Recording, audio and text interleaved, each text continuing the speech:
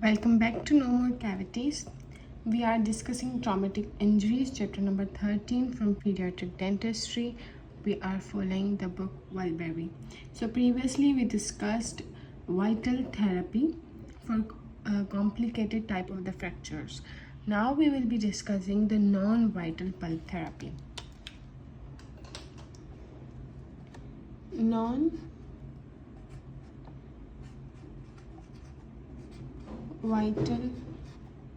pulp therapy. Non-vital pulp therapy. The non-vital pulp therapy includes pulpectomy.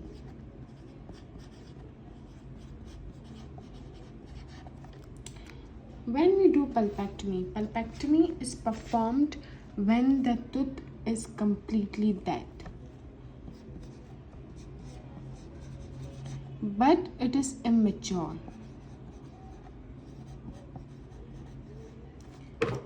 When an immature tooth is dead, we undergo pulpectomy. What this means by immature? It means that there will be no further root development in future. There will be no root development in future. So non-vital pulp therapy include pulpectomy. Pulpectomy means the removal of the whole pulp, the coronal as well as radicular. So the tooth is dead and it is immature. What is meant by immature? Immature means that there will be no root development in future. So what we do, if the tooth is immature, it means that the apex is open. The apex is actually open, so there will be no barrier. There is no barrier against which a root filling material should be placed. So we have to create a barrier at the root end. So what we do, we place non-setting calcium hydroxide. The tooth is immature, there is open apex, there is no barrier against which the root filling material is placed. So what we do, we form a mineralized barrier which is non-setting calcium hydroxide. The calcium hydroxide needs to be changed for every 12 to 18 months. This barrier is formed at the root apex so that a root filling material is placed. This process is called apexification. Apexification.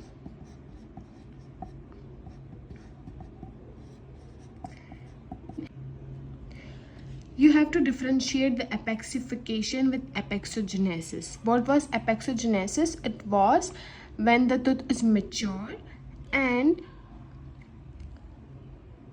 the root development is occurring. We are not removing radicular pulp. The radicular pulp is still present and the root development is occurring. And what is apexification? Apexification is when the tooth is immature, we have removed whole pulp and the apex is open. If the pulp is removed, there will be no further root development. So we form a mineralized barrier by ourselves, which is non-setting calcium hydroxide, and it needs to be changed for 12 to 18 months. What is the advantage of this? This is a reliable process, but the disadvantages are a lot. Because it is time consuming, we have to place a barrier, then we have to fill the filling material. It is costly because we have to change the calcium hydroxide 12 to 18 months repeatedly. We need patient compliance because for 12 to 18 months we need to change the calcium hydroxide. Patient need to cooperate and patient need to come regularly. It have little strength and it does not provide any type of length because root is not developing. So these are the disadvantages of non-vital pulp therapy. Nowadays there are alternatives for non-vital pulp therapy.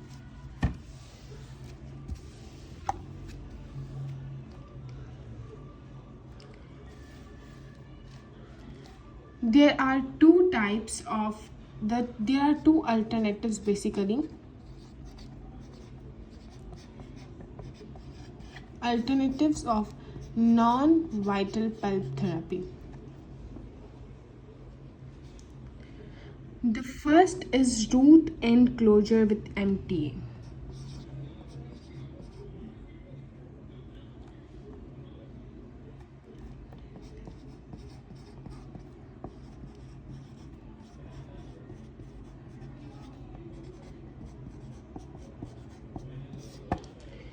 So, the alternative of non-vital pulp therapy, the first is root end closure with MTA.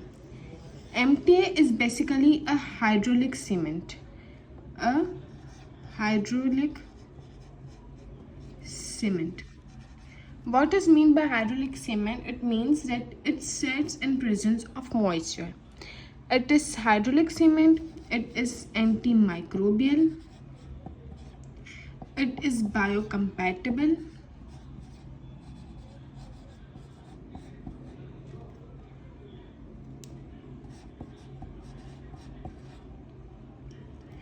It allows root end closure.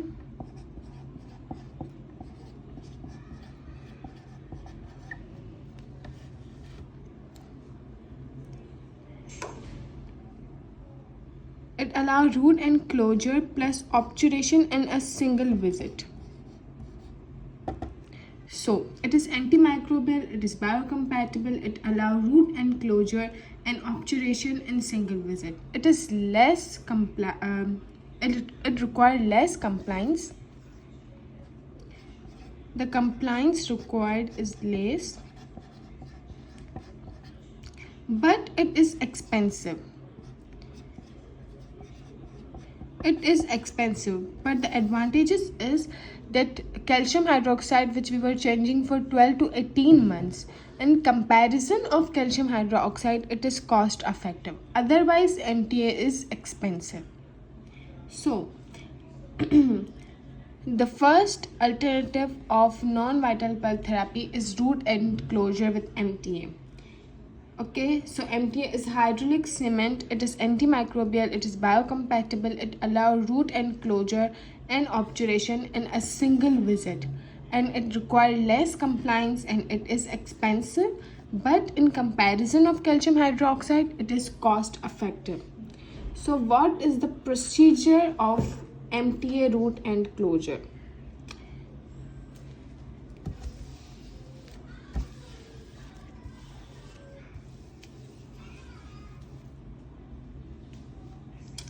The procedure of MTA root end closure. First is local anesthesia, rubber dam isolation, access. You have to create access, LA, rubber dam isolation and access. Of the pulp chamber, you have to perform the unroofing of pulp chamber, then determine the working length, confirm it by radiograph, perform canal shaping,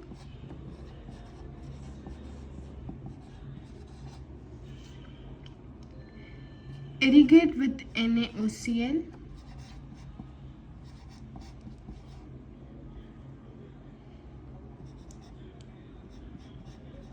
sodium hypochlorite. Then medicaments. After irrigation, place medicament in canal for at least 1 week.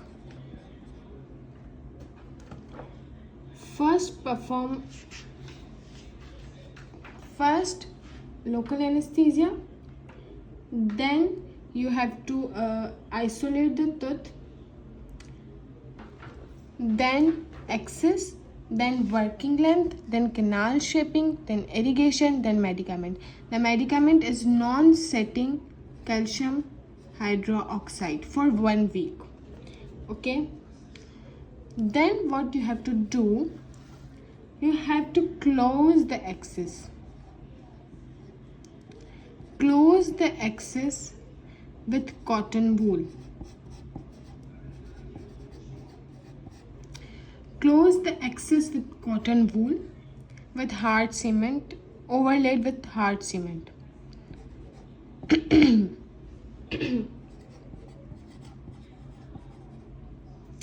Then after 1 week, this is for whole 1 week, we have placed medicament. For 1 week we have closed the excess with cotton wool and we have placed the hard cement. After 1 week you have to perform the re-access. The same as in first, you have to determine the working length, but remember that the irrigation and the medicaments should be 2 to 3 millimeters short of the working length to prevent the extrusion in the periodontal tissues. After re-access, clean the medicament first. The medicament that you have placed for 1 week, you have to clean the medicament. Clean the medicament with sodium hypochlorite.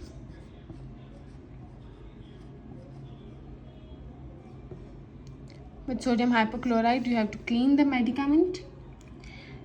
Dry the canal with paper points. Place MTA with amalgam carrier 2 millimeters short. 2 millimeter of short of working length to prevent the overextension. First, what you have to do, that you have to place the increment of the MTA, 2 millimeter increment of the MTA. Then you have to confirm with radiograph that whatever increment you have placed, it is in correct position or not. After if it is in correct position, what you have to do, you have to build increment for 4 millimeter thick for apical barrier. You have to create an apical barrier of 4 millimeter thick. Wait for hard setting and then fill it. You can fill with GP points, gutta perca, or fiber post, or placing fiber post and then composite over it. If you are placing fiber post and composite, there is condition that the MTA should be set. It should be hard. So what's the procedure? The first alternative for the non-vital therapy is the MTA root enclosure. What we have to do, first we will perform the process of local anesthesia. We will isolate our tooth. We will perform excess opening. We will go for working length. We will check the working length with radiograph. We will go for canal shaping. Then we will irrigate with sodium hypochlorite. We will place non-setting calcium hydroxide medicament in canal for 1 week. We will close the excess with cotton wool and hard cement overlaying it. Then after 1 week we will perform re-access. Then what we will do, we will clean the medicament with sodium hypochlorite. We will dry the canal. We will place 2 millimeter MTA increment. We will check and confirm it by radiograph. If it is perfect, then we will form an apical barrier of 4 millimeter. This is the whole procedure of MTA root enclosure, which is the first alternative of non-vital pulp therapy. Now comes the second alternative of the non-vital pulp therapy, which is regenerative endodontics.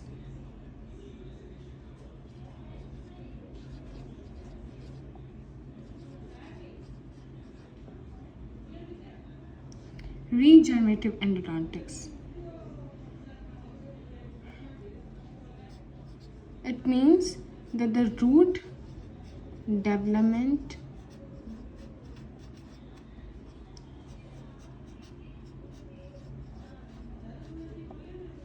in non-vital teeth. Regenerative endodontics and root development, which is the root development in non-vital teeth. How we will do? We will do by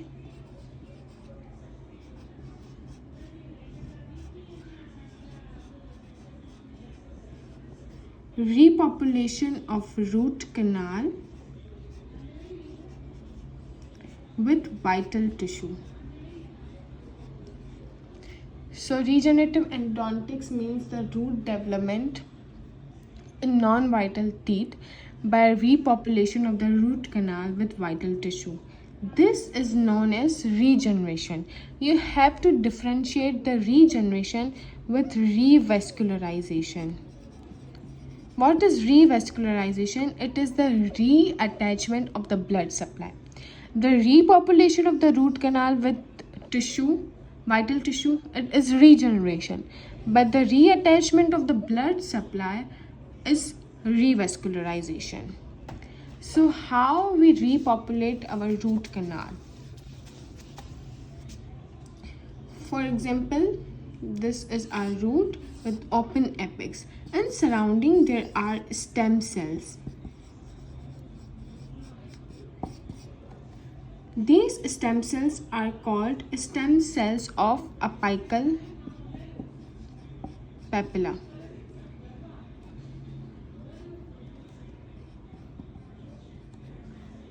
Stem cells of apical papilla. They migrate in the root canal and they repopulate the root canal with the vital tissue. How we will perform the procedure? The procedure is performed in 2 visits. But before performing the procedure, before performing the revascularization process, you have to take care of some things. There are some conditions. The first, the patient should not have any kind of allergy. There should be no any allergy. Use low concentration of sodium hypochlorite because it will affect the survival of the cells. 2% chlorohexidine is not recommended. Use 2 antibiotics, which is both of 100 mg metronidazole, 100 mg metronidazole and 100 mg ciprofloxacin.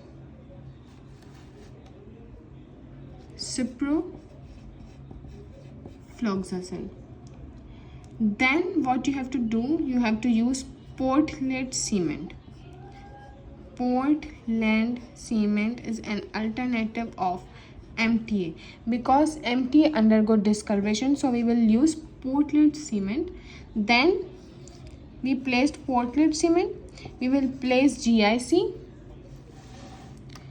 Portland cement, GIC, then composite, and 17% EDTA. Use 17% EDTA because it will stimulate the growth factors. So what we will see before performing our regenerative endodontics, that there should be no any kind of allergy. Use low concentration of the sodium hypochlorite. No 2% chlorhexidine is recommended. 2 antibiotics are used. First is 100 mg metronidazole and 100 mg ciprofloxacin. Portland cement, then GIC, then composite, and 17% EDTA because it stimulates the growth factors. Now we will discuss the procedure. The procedure that is performed for regenerative endodontics is in 2 visits. What we will do in the first visit, the same that we were doing in the first alternative. So the first thing that we will perform is ailing, then rubber dam, access. Then we will negotiate the canal. We will find working length, negotiate. Then we will irrigate the canal. The irrigation should be with 1.5% sodium hypochlorite or 5 milliliter saline. 5 milliliter saline. Then dry the canal with paper points. Mix the metronidazole and ciprofloxacin with distilled water and inject the antibiotics. This is all in first visit, okay? The antibiotics that we discussed, ciprofloxacin and metronidazole, 100 mg, mix them and place in the canal. We do not use minocycline because it causes the discoloration.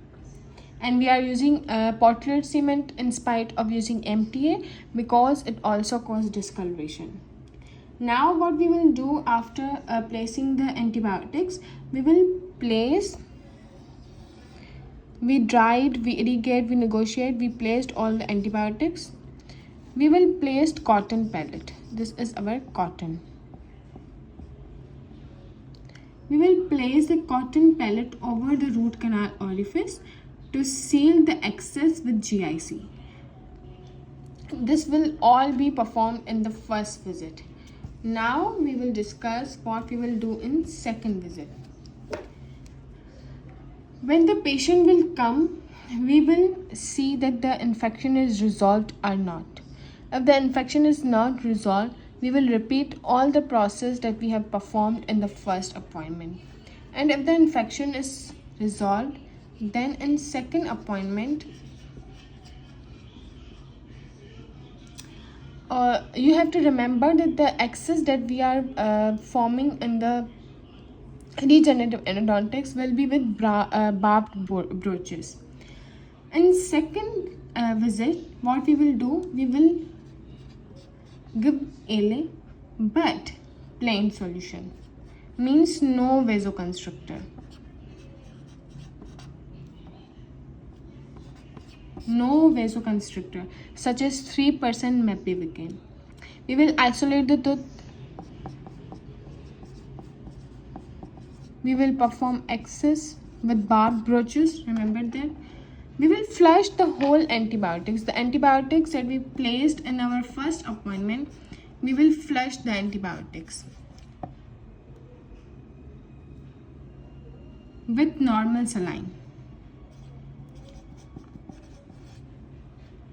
Then we will dry the canal. What we will do, we will insert any kind of sharp instrument. This is our canal. We will insert any type of sharp instrument 2 mm beyond the working length. What will do, it will induce the bleeding into the root canal. The bleeding will be induced after drying and removing all the antibiotics. We will induce any sharp instrument that will go beyond 2 mm working length. What will it do? It will induce the bleeding. Once the root canal is whole filled with blood, place a cotton in the pulp chamber. So why we are placing the cotton? So that a blood clot is formed. Once the clot is formed, a whole clot is formed, remove the cotton pellet completely, clean the chamber and remove the remnants of the blood, and seal the cavity first by the calcium silicate, then GIC and the composite. This was the regenerative endodontics. Now come to the crown and root fracture.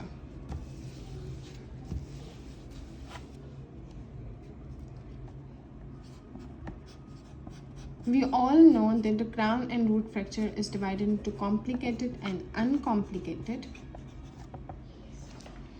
In uncomplicated, what we have to do, first we have to bring the fracture margin supragingivally.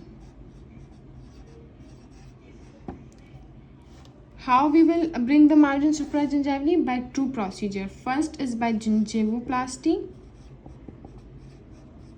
or by extrusion, and then we will restore our tooth.